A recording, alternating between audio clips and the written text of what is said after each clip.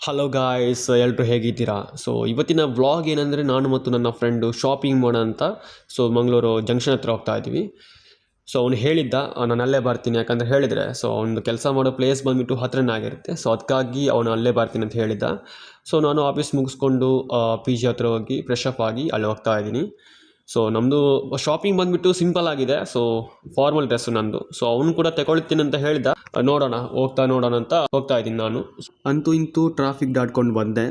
ತುಂಬ ಟ್ರಾಫಿಕ್ ಇತ್ತು, ಯಾಕಂದರೆ ಹೇಳಿದರೆ ಈ ಟೈಮ್ ಬಂದುಬಿಟ್ಟು ಪೀಕ್ ಟೈಮು. 8 ಗಂಟೆ ಎಲ್ಲ ಪೀಕ್ ಟೈಮ್ ಆಗಿರುತ್ತೆ. ಅದಕ್ಕಾಗಿ ತುಂಬ ಟ್ರಾಫಿಕ್ ಇತ್ತು. ನನ್ನ ಫ್ರೆಂಡ್ ಹೇಳಿದ್ದು ಶಾಪ್ ಇದೆ, ಒಂದು ಸ್ವಲ್ಪ ಪರಿಚಯ ಇದೆ ಅಂತ ಹೇಳ್ದ. ಅದಕ್ಕಾಗಿ ಇಲ್ಲೇ ತಗೊಳ್ಳೋಣ ಅಂತ ಬಂದ್ವಿ. ಸ್ವಲ್ಪ ಬಜೆಟಲ್ಲಿ ಇದೆ ಅಂತ ಹೇಳ್ದ. ಫಾರ್ಮಲ್ ಡ್ರೆಸ್ ಇಲ್ಲಿ ನೋಡೋಣ. ನಾನು ನಾರ್ಮಲಾಗಿ ಡ್ರೆಸ್ ಪರ್ಚೇಸ್ ಮಾಡೋಕೆ ತುಂಬ ಟೈಮ್ ತೊಗೊಳ್ಳಲ್ಲ, ಯಾಕಂತ ಹೇಳಿದರೆ ನನಗೆ ಕನ್ಫ್ಯೂಷನ್ ಆಗುತ್ತೆ ಯಾವ್ದು ತಗೊಳ್ಳಿ ಯಾವ್ದು ಬಿಡಲಿ ಅಂತ.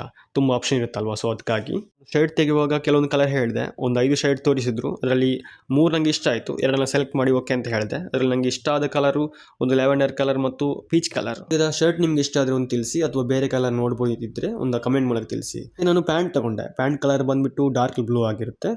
ಅದು ಆಲ್ರೆಡಿ ನನ್ನ ಹತ್ರ ಇತ್ತು. ನೋಡೋಕೆ ಸ್ವಲ್ಪ ಡಿಫ್ರೆಂಟ್ ಆಗಿ ಕಾಣ್ತಾ ಇತ್ತು. ಅದಕ್ಕಾಗಿ ಅದು ತೊಗೊಂಡೆ.